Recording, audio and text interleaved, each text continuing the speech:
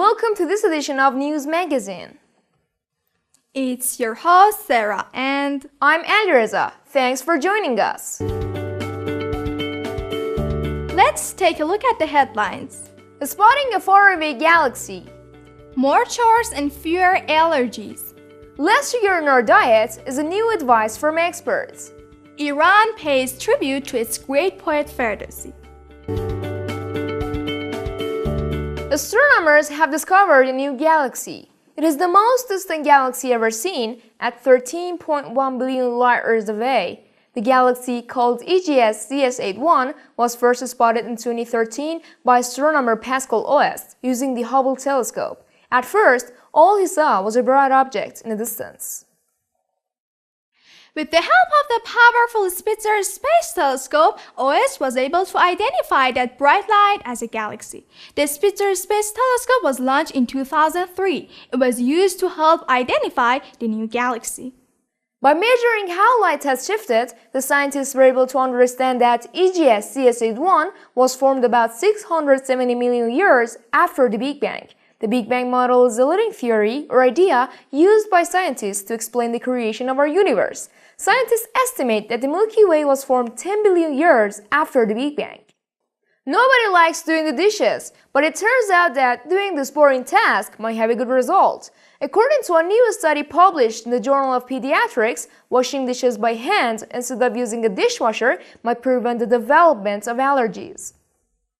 Researchers in Sweden surveyed the parents of 1,029 children ages 7 and 8.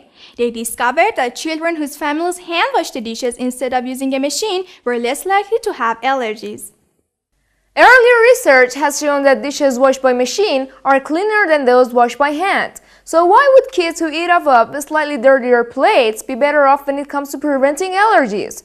One explanation is based on a theory known as the hygiene hypothesis, which says the reason kids develop allergies is because their surroundings are actually too clean. Your immune system keeps you healthy by fighting germs like bacteria and viruses. But when you have allergies, it overreacts and tries to fight ordinary things like pollen and certain foods.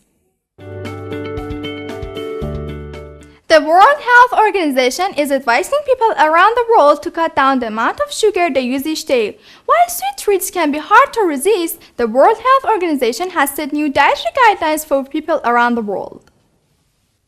In a statement, Francisco Branca, director of the WHO's Nutrition Department, said that reducing daily sugar intake reduces the risk of overweight, obesity, and tooth decay. The guidelines don't apply to the sugars in fresh fruits and vegetables or those that are naturally present in milk.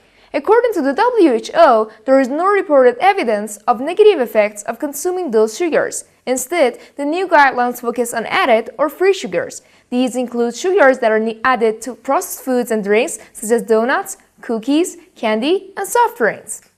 Added sugars are sometimes described as hidden sugars because they exist in foods we might not think of as sweets, such as honey and ketchup. Health experts advise that consumers look at ingredients on food packages before choosing them. The WHO recommends that people should cut their average sugar intake by about 2/3 or down to just 10% of their overall calories. In the United States, adults currently get about 11 to 15% of their calories from added sugars. Children typically consume even more, as it can account for up to 16% of their diet. The WHO reports that for children in Europe, sugar intake can be much higher, ranging from about 12% in Denmark, Slovenia, and Sweden to nearly 25% in Portugal. Iran pays tribute to its great poet Abolghasem Ferdowsi. Abolghasem Ferdowsi is a prominent figure in the Iranian culture and literature, and those who work in Ferdowsi and Shahnameh studies are also highly valued. Ferdowsi was born in 940 CE in a small village near Tus in Iran's eastern Khorasan province.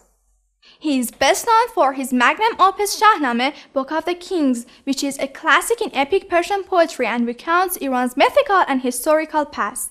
Ferdowsi spent over 3 decades to write the book in Persian at a time when Arabic was the main scientific and literary language of Iran. Shahnameh is composed of 55,000 couplets and has been translated into several languages. The Ramaz of Zal and Ridabe and the Seven Stages or Labors of Rustam are all among the most popular stories of Shahnameh. Every year, Iran pays tribute to its great poet on National Ferdowsi Day, marked on May 15th. Be with us with these 5 interesting pictures from all around the world. Lava flows from Karangatam volcano, which started erupting again last week on Sitaro Island in Indonesia.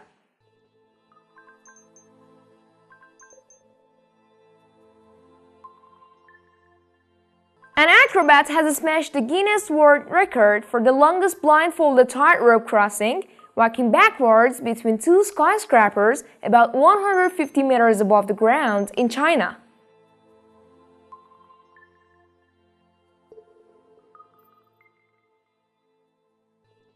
Residents cover their face from dust as they ride their bicycles along the streets on a hazy day.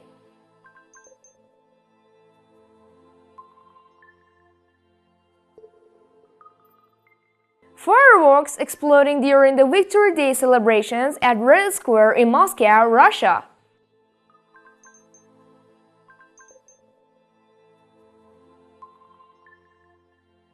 Participants hold hands as they form a large peace sign during a Handshake for Peace event at a parking lot of a mall in Pasay City, Metro Manila.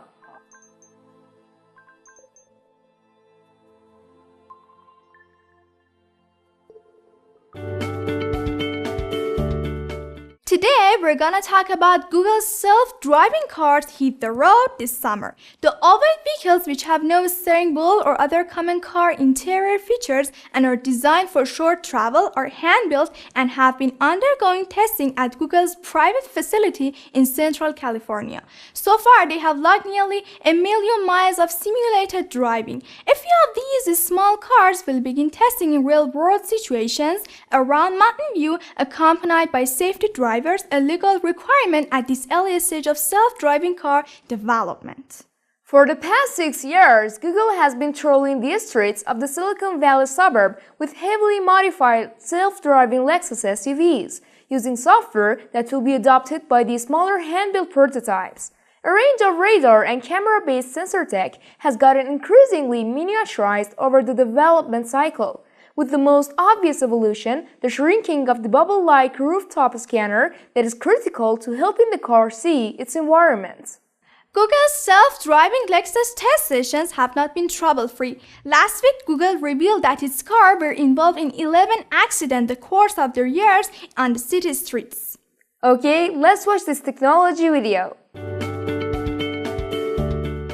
The first drive on public roads is something that we've been thinking about, and every moment has been building towards putting these cars on the roads where we can start learning even more from them. When you look at the car that came out around Christmas, was the first vehicle that had kind of everything integrated and was kind of our first push through our manufacturing line.